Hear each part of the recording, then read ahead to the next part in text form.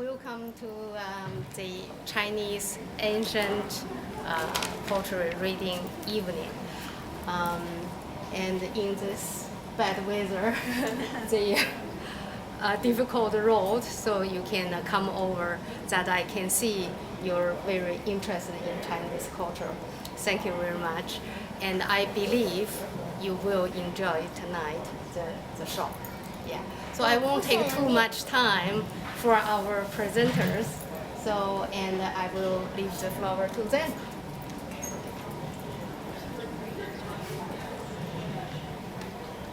Well, greetings to everyone, and a happy Chinese New Year to you on this rather difficult day in terms of the weather. Thanks for joining Tianyuan, Jack, and me this evening for a celebration of Dufu's poetry. His shining spirit, his compassionate heart, and his so human way of creating his life in difficult times. I've only known Dufu in English translation. I have the awareness that translations are a sort of shadowy knockoff of the full vibrancy, complex interwoven meanings and allusions, and subtle nuances of beauty of the original. But what I have known through the work of poet translators such as Ezra Pound, Kenneth Rexroth, David Hinton, and David Young is a treasure, like a collection of most favorite found objects, a reassuring presence. Many of Dufu's poems can be considered ecological in the sense of a worldview that sees the human part of the natural world not separated and certainly not above. The sensibility is that of the classical Chinese scroll painting, where people are not featured, but fit in beautifully with the vastness of creation. So in that way, they appeal to us inhabitants of the 21st century, trying to create human ways in which humanity and the earth, with all her life forms, can go into the future in a mutually beneficial way. Other poems deal with themes such as the disruptions and tragedy of war, caring for one's family and wanting to be with loved ones, concern about recognition and well-being, opinions about political situations, and compassion for people in desperate circumstances. This is why I say the poems are over 1,000 years old and could have been written yesterday. I was thrilled to meet Tianyuan and her husband Hui last year, finding we have a common bond in our love of Dufu's poetry. We had a remarkable moment when I began reading one of Dufu's poems in translation, and to my astonishment, Tianyuan and Hui joined in, reciting from memory the original poem. Finding a natural, immediate, and comfortable common bond in poems written over 1,000 years ago and composed from a cultural and historical situation so different from now renews our sense of humanity being one. But the divide of time and history, is it really true, a great divide? Maybe not. Maybe the true and direct expression of deep experience leaps over all divides of time and history. Most of the translations I will be reading come from David Young's book, Dufu, A Life in Poetry. His translations are very appealing to me. The language seems unencumbered and fresh, without the awkwardness that some attempts at literal translation have. Here's a quote from his book in which he is talking about his translating task. There are already many exceptional translations of Dufu in English, and they range all the way from prose versions that attempt to be as literal as possible to versions that try, in one way or another, to adhere to the formal properties and characteristic conventions of the poem in Chinese. Over years, I have evolved a kind of middle way whereby the Chinese line, which is also a complete syntactic unit comparable to a sentence, is treated as a free verse couplet with a minimum of punctuation. The method allows me to reflect some of the formal properties of the original, for example, their extensive use of parallelism, without feeling restricted by conventions that are comfortable in one language but often strained or awkward in another. My being able to situate a poet like Du Fu in the poetic practices of his time is more important, finally, than any fluency I might have in Chinese. Knowing the literal meaning of a group of characters is merely the first step, even for native speakers and readers, toward a successful interpretation of a poetic text.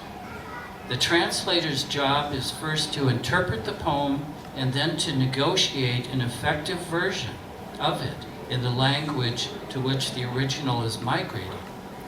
When the process is successful, especially when poets are involved at both ends, the translator inhabits the other poet's world and imagination, an exhilarating merging of sensibilities and a replicating of the creative process that can make translating addictive.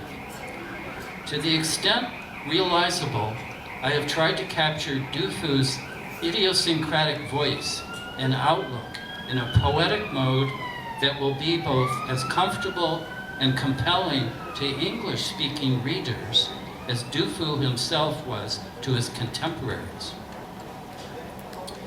What I would like to say most of all is this.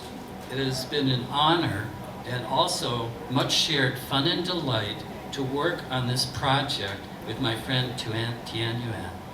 Her knowledge of Chinese poetry is far, far greater than my own, and I have learned much.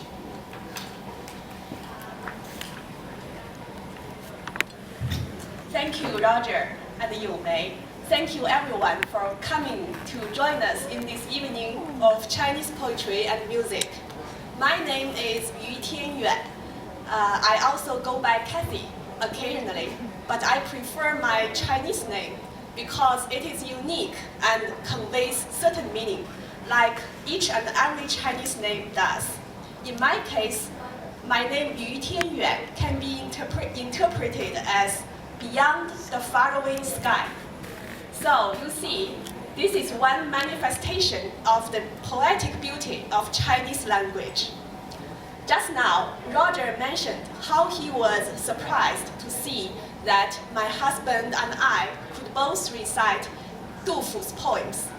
But we are just among the hundreds of millions of Chinese people who can recite Du Fu's poems.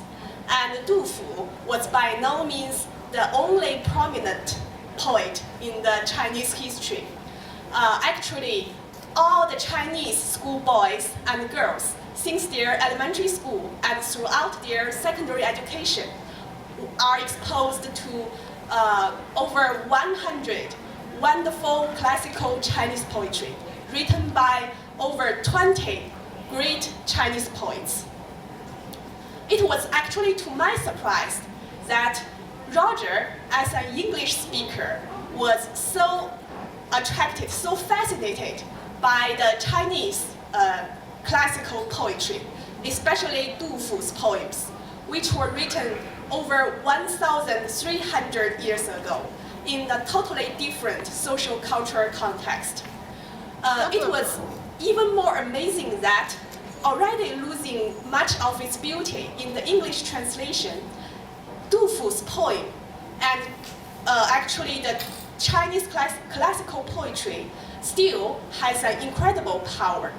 I say so because the beauty of Chinese poetry lies not only in its meanings, but also in its form and sound. Chinese characters are monosyllabic, making them particularly suitable for neat rhythms.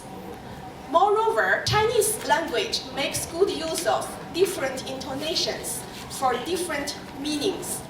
Therefore, Chinese poetry follows very complex and demanding rules of pattern, such as the number of characters to the line, tone patterns, rhymes, parallelism, or couplets, in order to make it musically perfect. What's more, Chinese couplets often produce sharp contrasts and vivid imaginations. Another feature of Chinese poetry is the extreme conciseness and rich allusion to previous literature. Finally, Chinese characters link up nicely with free word order and often have no literal equivalents in the English language. So, all these contribute to the fact that it is extremely difficult, if not impossible, to translate Chinese poetry into English. Thanks to David Young, whose translation appeals to Roger and has finally brought us here tonight. And I myself was also attracted to this mission impossible, and I'm trying to translate some of my favorite poems into English. Tonight, you will hear one of them translated by Roger and me. Now let me introduce some background knowledge about Du Fu. Du Fu, together with Li Bai, both living in the Tang Dynasty, are frequently called the two greatest Chinese poets, representing the twin summits in Chinese poetry that will never be surpassed. He has been called the poet-historian and the poet-sage by later generations. He was called historian because his realistic poems recorded the dramatic and the traumatic period of time that began the decline from the most brilliant era in all Chinese history. He was called sage or saint because it's a counterpart actually to the philosophical sage Confucius, because his poems show deep humanitarian sympathy for the common people's sufferings and at the same time reach the peak of poetic excellence. His greatest ambition was to serve his country as a successful civil servant, but he proved unable to make the necessary accommodations. His life, like the whole country, was devastated by the Anlushan Rebellion of 755, also known as Anshi Rebellion, Anshi 之乱, and his last 15 years were a time of almost constant unrest. As his society, one of the world's greatest civilizations, slipped from a golden age into chaos and uncertainty, he responded imaginatively with poems whose excellence still startles us. In bad times, as a kind of reaction, artists may well produce their best work.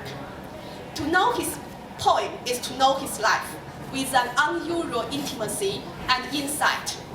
If you read him well, you too can participate in his life's great journey.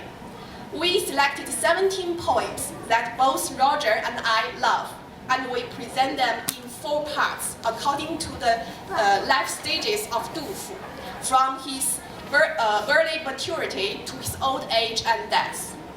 I assume that the poems mostly tell their own story, enacting Du Fu's life journey vividly and movingly, even after 13 centuries.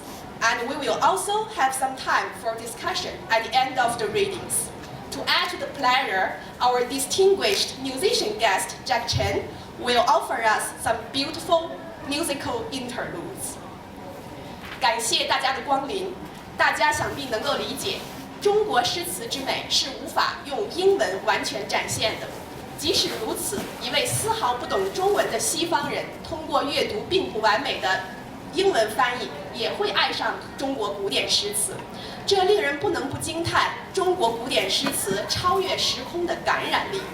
我想让更多西方人了解杜甫的诗词，还想让西方人知道，中国的伟大诗人不是只有一位杜甫，中国的老百姓也不是只有我会背诵杜甫。中国的孩子们从上小学开始接触古典诗词，到高中毕业前至少要背诵100多首古典诗词，了解20多位杰出诗人。这是当代中国人令西方人惊叹的本领，也是老祖宗留给我们的宝贵财富。今天的杜甫诗歌诵读选择了我和 Roger 都很喜欢的17首诗，按照杜甫的人生历程分为4个阶段为大家朗诵，最后将会与大家讨论和互动。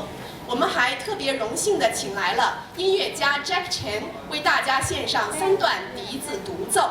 下面有请 Jack. Now it's my honor to welcome Jack to start our night for readings and music. Part 1. Early years. Gazing at Mount Tai. This poem was written in his 20s when Du Fu was